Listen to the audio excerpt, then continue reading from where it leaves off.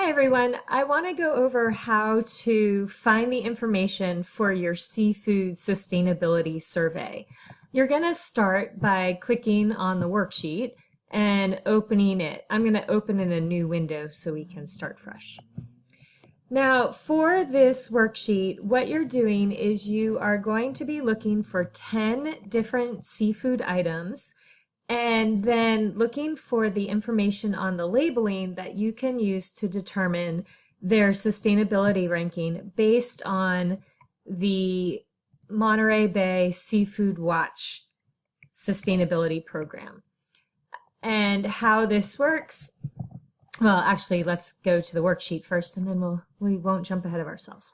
So you are going to need to have this Seafood Watch site open while you do this worksheet. Okay, so once you have the assignment open, you want to download the worksheet. So we'll do that and have it handy.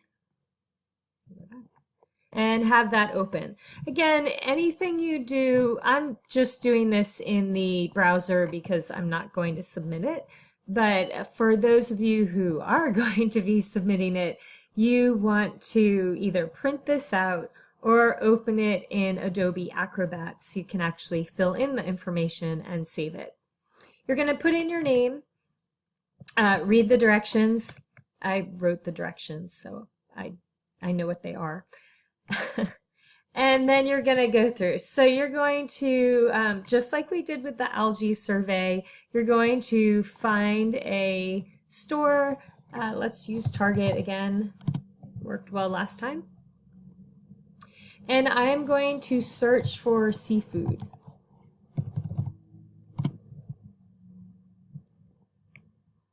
And it's going to give me a bunch of things. Now, what I want is actual seafood product. So things like shrimp. I don't want frozen orange chicken. I want things like salmon fillets or fresh salmon. Okay, I don't want the things where, oh, it's rice and there happens to be some shrimp in it. Okay, right now we're just looking at the big picture. So chopped clams, anything canned, frozen, or fresh is fair game. And if you like, you can use the same thing. So you could have frozen shrimp, canned shrimp, and fresh shrimp. Each of those would count as a separate item that you're searching for in your survey. Okay, so I'm going to indicate where I am, Target. This is, you would put your date, the date that it is, and this isn't online. I'm not actually going to the store. Then what I'm going to do is pick an item. So we'll just go with here. So I'm going to say good and gather, jumbo, raw, frozen shrimp. Maybe I can just copy and paste it. Nope, I am not that lucky. So I go over here and I'm gonna have my good and gather. The print will get smaller as you go. Jumbo, frozen shrimp, good and gather. Jumbo, frozen shrimp. Good enough. And you'll notice it asks me to indicate the packaging. That is either C for canned, Z for frozen, or T for thawed or fresh. So just because frozen is in the title of the name of the product, don't forget to indicate the packaging. So I'm going to put a Z for frozen. So now I want to try and figure out where this came from. So I'm going to open the item, I'm going to look, usually it'll say on the packaging, it'll say product of, oh that's good. So here we go, see right here, product of India, farm raised. Oops, wrong one.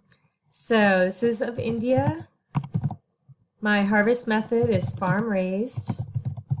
And now I want to look on the labeling for the sustainability labels that we mentioned in lecture. And you can see it's right here, this best aquaculture practices.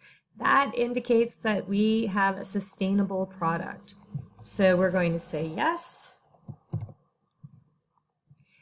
now what we want to do is compare what the store is telling us to what the Seafood Watch site tells us. So I'm going to indicate shrimp. I don't know what type of shrimp it is. I don't think it's said on there. Oh, it gave me a species name. Wow, look at that. Huh. Lithopenaeus vanna something. Wow, super cool. Okay, we'll keep that in mind. All right, so I scroll down and I'm going to view the shrimp recommendations. I don't know the name of it. It is farmed. It is imported. And let's see, let me see if I can find that species name on there again. So, litho, P-E-N. Oh, there it is right there, white-legged shrimp. Okay, so it's a white-legged shrimp. So, not this one, not tiger prawn. Here we go, white-legged shrimp, indoor tank, worldwide. So it's the best choice, but I need to double check and see if maybe there's other options as well. So white-leg, nope, tiger prawn, white-legged shrimp, ponds, no, this was not. What did it say on there? Processor farmed. Ooh, it doesn't say, so maybe it wasn't a farm. So it might have been this one as well. It could have been in a pond. Oh, wait, it's not in Ecuador though. So we're okay there. Not in Honduras.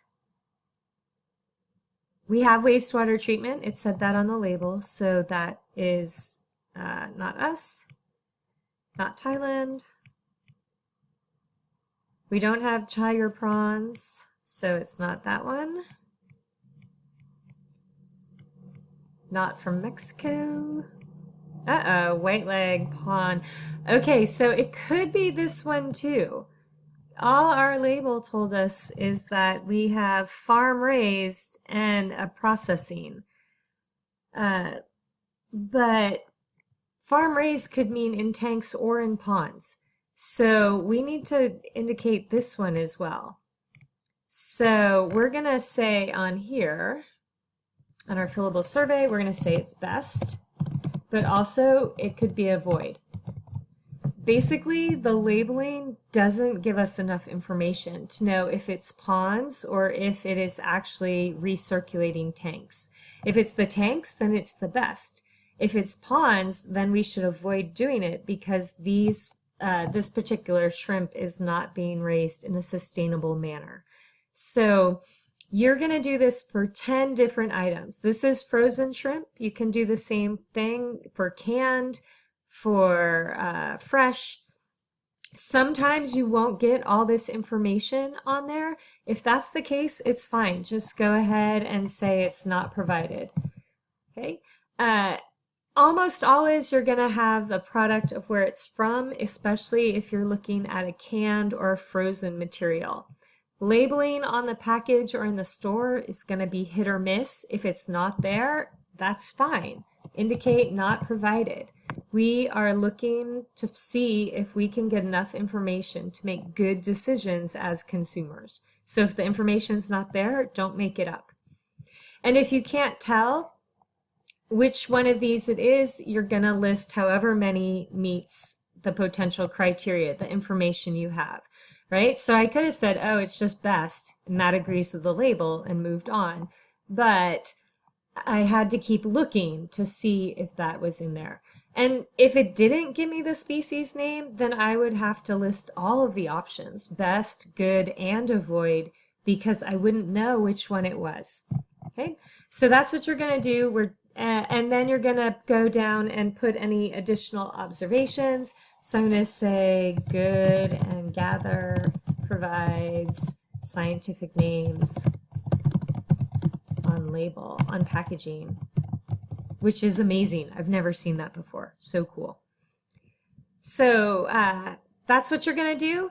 Then you're going to go ahead, save your worksheet, submit it, and participate in the discussion where you're going to talk about your results, what you found, and compare that to what your classmates found. So it'll take a little bit of time, but it shouldn't be that bad. And hopefully you'll find out some stuff about what we're eating and where you can spend your money to make a good impact.